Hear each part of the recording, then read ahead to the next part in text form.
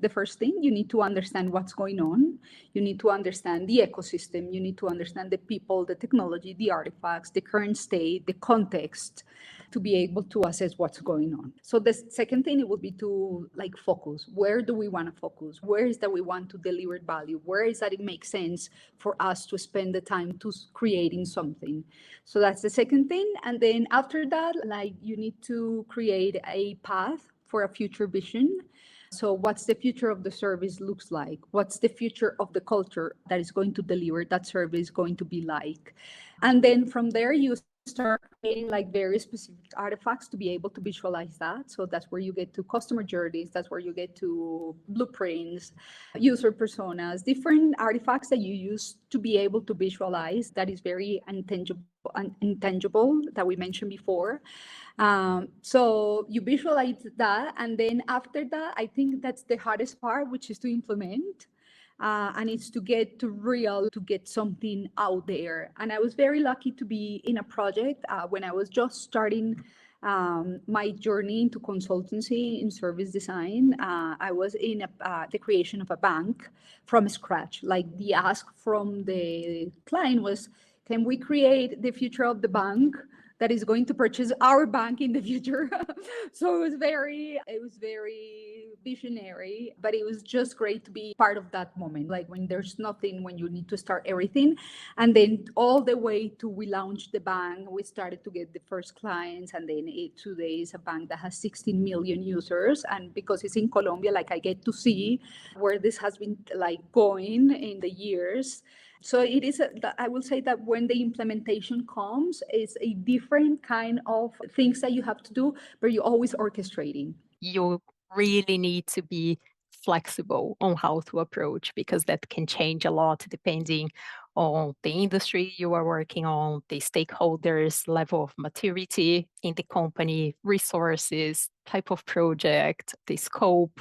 But I think every design project, service design project, will start with the discovery phase. So where we try to understand as much as possible the context and getting ideally loads of data to understand and have evidence on how things work. And this is the double diamond approach that most service designers use. That's a very good one because it has a structured way of approaching a challenge. So we go, discovery phase, design phase, and then iterate, prototype, then some loops of iteration, learning, and improvement until it goes to implementation and delivery. It's a combination of what you will call system innovation and service design. Instead of asking about the problem, I start with the context. What are we talking about? For example, in the case of, let's take Social Security. Social Security is an organization that wants to deliver benefits to the people of Scotland. But what are they actually trying to achieve? And the goal is to reduce the levels of poverty that are very high in Scotland. So that is the context. And what is happening in that context? There is a political intention, there are economic outcomes that the country wants to reach. So you start understanding the context around your problem. The majority of the times you don't see the problem very clearly. So you need to zoom out. So after zooming out, I start mapping dynamics, behaviors, mindset. The best way to map mindsets is to listen to people, talk about their organization, the problems that they are trying to solve, and understand the paradigms that they are using to operate and take decisions. This paradigm mapping is very important because it allows me to very quickly identify the power dynamics and to understand the best approach to execute change in this context that I am working with. And then after that, I start mapping problems that I have identified and how they relate to each other, how they relate, hopefully, to that small thing that they are asking me to identify. And then from there, jump into let's do research, or let's understand the user following the formula. And always what I do is to try to understand what people are trying to accomplish. And that is the most difficult part of service design, which is bringing people together towards a common goal. So you are able to actually deliver something at the end of your project that actually is meaningful and it was the right thing. I do have many examples, but I like to give examples in which I think somehow systems thinking and service design did assemble. And for those, I think those are the stories of cultural changes inside companies. I did another project. It was an internal project for the company that I used to work for. We did a merge with another company. And I will say it was a tsunami because we were very small in the United States, and then we merged with this 400 people company, and we retained the name of the previous company where I was working for, and then this company was supposed to stop being who they were and become that company we were, right? But because it was a tsunami of 400 people against 40 people in the United States, it was like things got very messy, and the company lost its core and its vision and its philosophy and so on. So I did an internal project for them, for us really, understanding what was going on in the merge, and then trying to create something more like a cohesive employee experience, which I think is a service design project, employee experience for this new company that we were doing. And what we did was a very extensive interviewing process. We did interview 25 people across the globe. And after that, I created a system. There's no other way to understand this. I created a system to understand what was going on, the connections, and how this tsunami of all ways of thinking from this old company was really affecting how we were like living at the moment. And then from there, we had regular insights in the process of design. After we do the research, there's a phase in which we deliver our findings, and those are like the insights report. And so that complements the answer a little bit before, because I break the system, but I create an insight, right? I give the title to the insight, an explanation, what I've heard from people, and something that I included from complexity science. It was like what is being assumed, which is not from the world of service design. You don't think about what people are assuming when you're doing anything, right? You just go with the facts. So in this kind of insights, I included dilemmas, assumptions, the little part of the system, the insight, the explanation.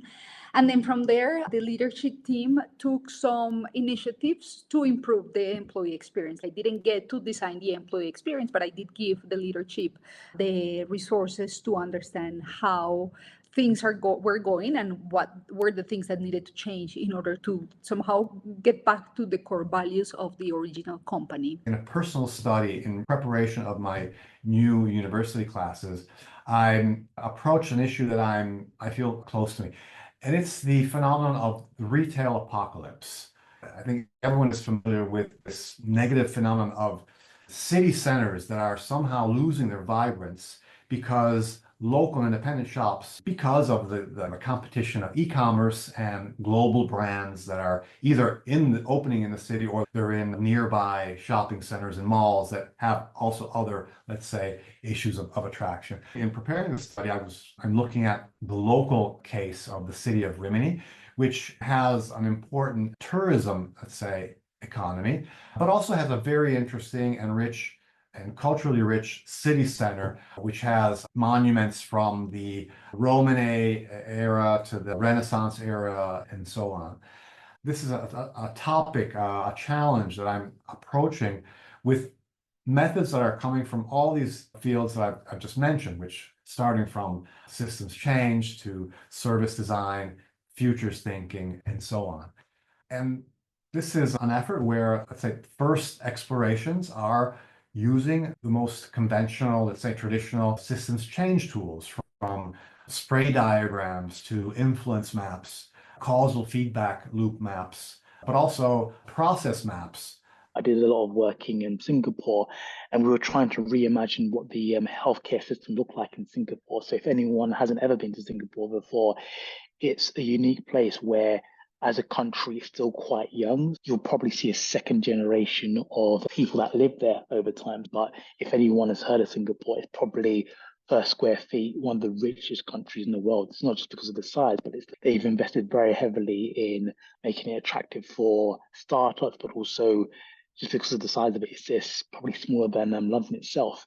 There's a unique demographic within Singapore where there's a huge mix of founding individuals, where you've got Chinese, Malaysian or Malay as a region, and you've got Indian founding demographics that actually go there. Myself and another agency, we were able to go in there and really think about what would the future of healthcare look like. We work with a Pacific insurance company, I'm not going to mention their name, but we were able to identify what are some of the key illnesses and challenges that they would face in the future. These founding people within the Indian, Malay, and Chinese demographic, we're able to work with the insurance company, but also the government to think about, in the next 50 years or so, what are some of the key chronic illnesses that could impact these individuals? And a lot of it was around diabetes. And we created a new way of looking at the healthcare system, which used elements of behavioral change. So how could we positively change the way that we think about health habits? And there was 4 key layers. It was thinking well, eating well, moving well, and sleeping well. This was all dependent on a number of key factors, where some were in the patient's control, some were outside of their control. So it was understanding what were some of the supporting and negative systems that would impact them as we start designing this specific programs for them. So a lot of that involved really trying to work with the direct participants and patients, but also thinking about what are some of those external systems and factors. So would it be their communities? Would it be the insurance companies? Would it be the food systems they have access to over time? And what we were able to do was create a program and framework where we would get someone that would start off by, I don't ever want to change the way they eat, sleep, think, which could impact long-term chronic illnesses such as diabetes, for example, to someone that would go across the journey and be supported with a coach, to helping them be self-promoting around their changing the way they think about things, because they've got the right systems in place. They've got the support system, they've got the food, they've got the sleep, they've got the environment, they've got the family, they've got the healthcare, they've got the government support, all impacting the way they think about their own personal health. And then the final stage would be they'll become advocates. So they'll be actually one of the positive elements of the system that could impact other people around them that are just starting off their health journey, whether it's eating, sleeping, moving, or thinking in some way. So this is quite a unique program within itself. There's another project that I think is more like towards service design that I did. So this was for a medical a company that used to sell like medical implements, like machines or things for the skin, things that are used in hospitals, pharmacies, laboratories, and so on. And so this company had grown through buying different kinds of companies across the globe, but we were very focused in the United States and Canada.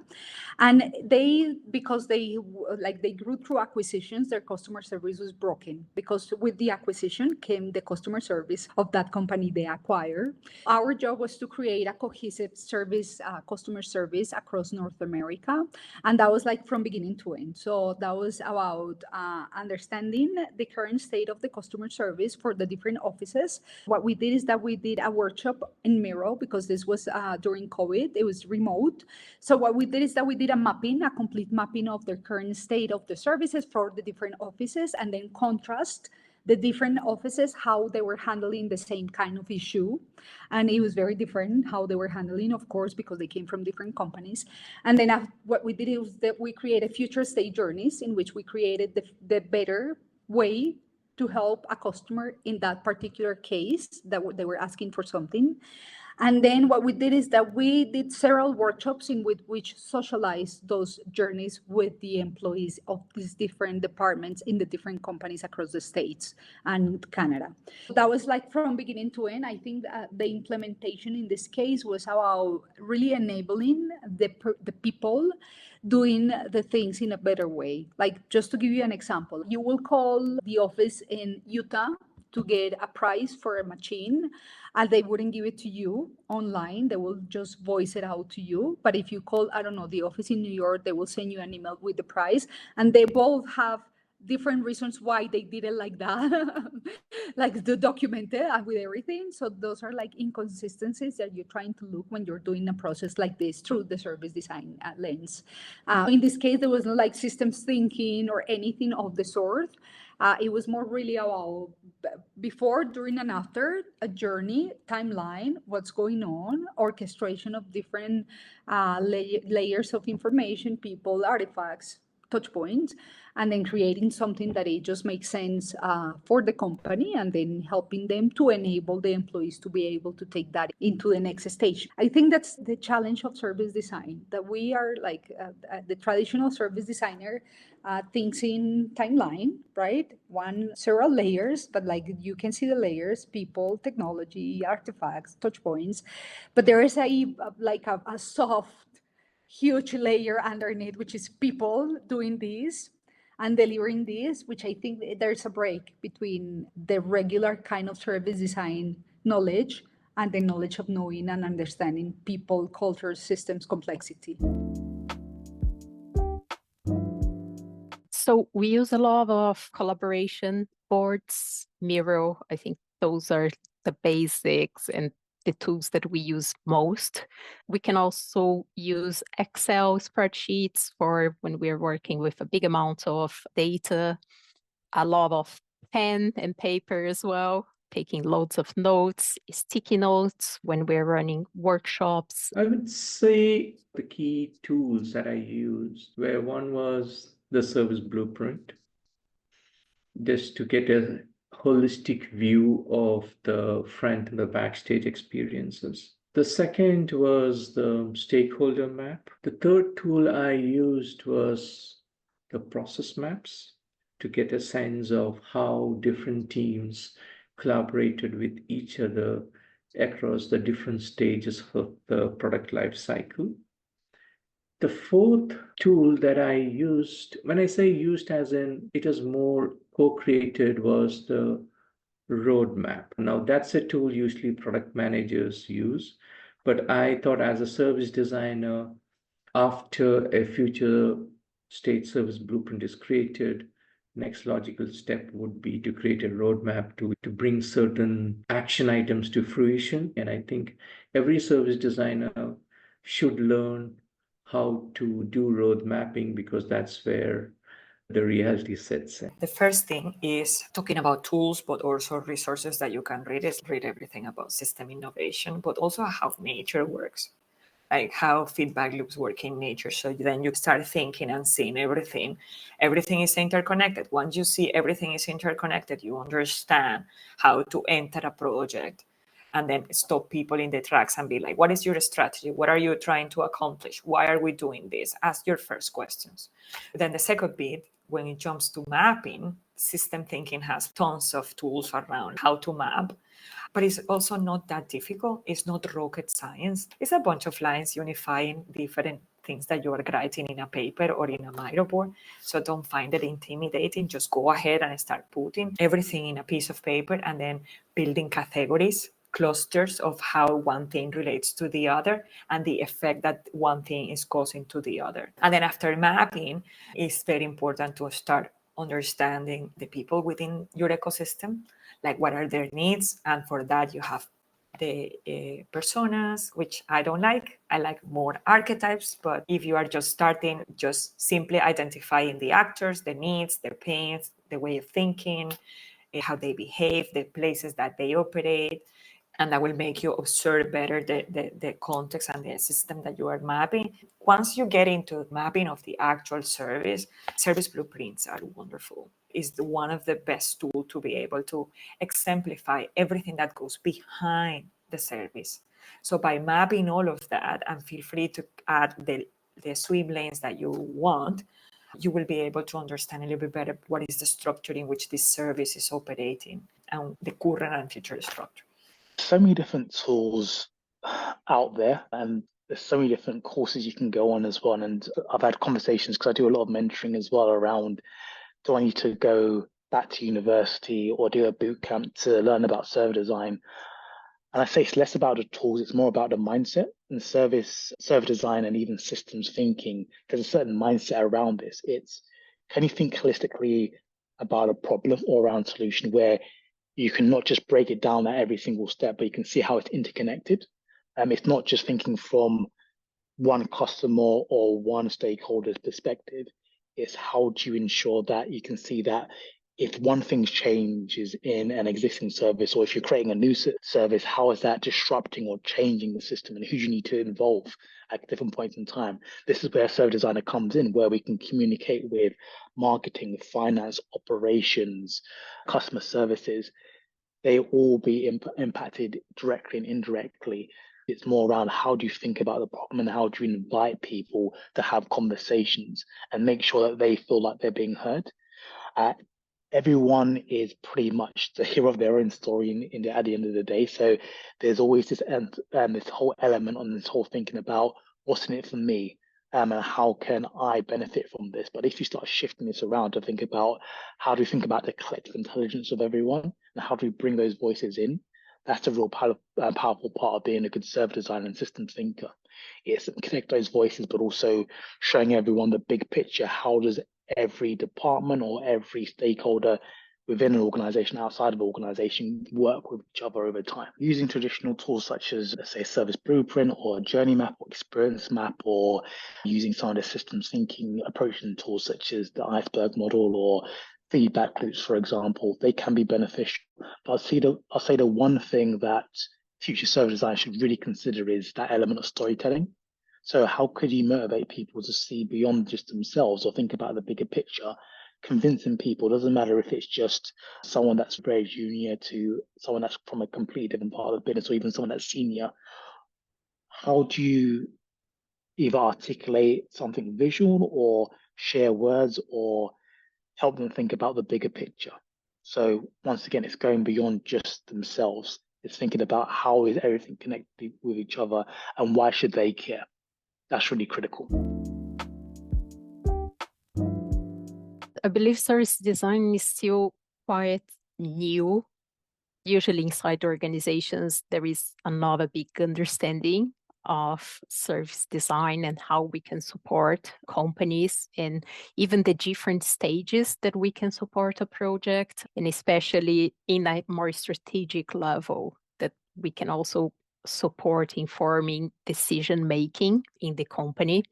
So I think that generates a lot of friction when you are trying to get buy-ins for service design initiatives, but also lack of resource. User centricity often takes time and resources as well, because we need to get in touch with users. We need to have time to put together a research plan. We need to reach out to these users. Then we need to analyze and synthesize data. So it does take time. And most of the time, people want things more tactical, that it's okay, can be done in a week or within a month. So I think, yeah, time and resources would be a good barrier for service design, and also the time it takes, the buy-ins. So one of the biggest things is, and I'll take a step back, when it comes to biggest challenges, it is the maturity of some of these organizations I work with. So I've worked with government, I've worked with large organizations that are very well known, I've worked all over the world in different regions, and sometimes just the maturity of, are they ready to think differently? Some companies are naturally, inherently thinking about the big picture, thinking about what's next or how are things connected. Or there might be people within an organization that just get it straight away. And those are the advocates, those are the people that I try to work with. But to be honest, I also try to work with people that don't get it straight away in terms of how do we connect things. Because I think that if you can shift the people that do not have the mindset, you can literally win in any way. Another big challenge I also face is just sometimes people want results straight away. And within organizations, it's all about, okay, then we need this done yesterday, or they're fighting fires. Then they're thinking very much tactically and then thinking about the bigger strategic picture all the time. It's getting them to take a step back and think, okay, what about this stakeholder? Or if we do this, these are some of the second and third degree impacts of any change we make. If we're either improving something, changing anything in terms of just the price of something, or changing our terms and conditions for a specific area, there could be a huge ripple effect. Help them think about that is also key. So this goes back to what I said before. It's all about storytelling. How can you engage with different stakeholders that may not be always comfortable with thinking about the bigger picture or thinking about how things are interconnected, or only care about their specific role or their specific power structure?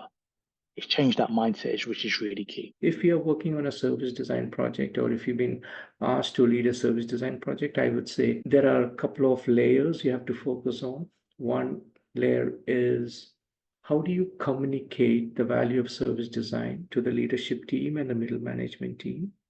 That's a different approach. And then the second is, you may have to take a different approach in terms of running a service design project with a team who is totally new to service design. That requires another communication approach. So a service designer who is starting out should have a toolkit of different communication plans for different audience levels in the organization, and also a very good understanding of the change management and how change management is currently implemented in the respective organization. One thing I find very useful is actually active listening.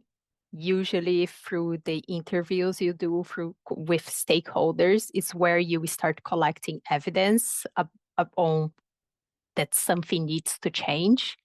And it's where you can collect like the pain points, even quotes about what their struggles they are finding. So for me, that stakeholder interview and actively listening to people, it's where you can gather like the most powerful arguments about why something should change. Because then when you try to get the buy-ins, you use their words, you use examples of the challenge that they are facing or the challenge that the users are facing and how that impacts the company as well. So I think it's very much trying to make tangible and relatable to them the problem and the why of something needs to change.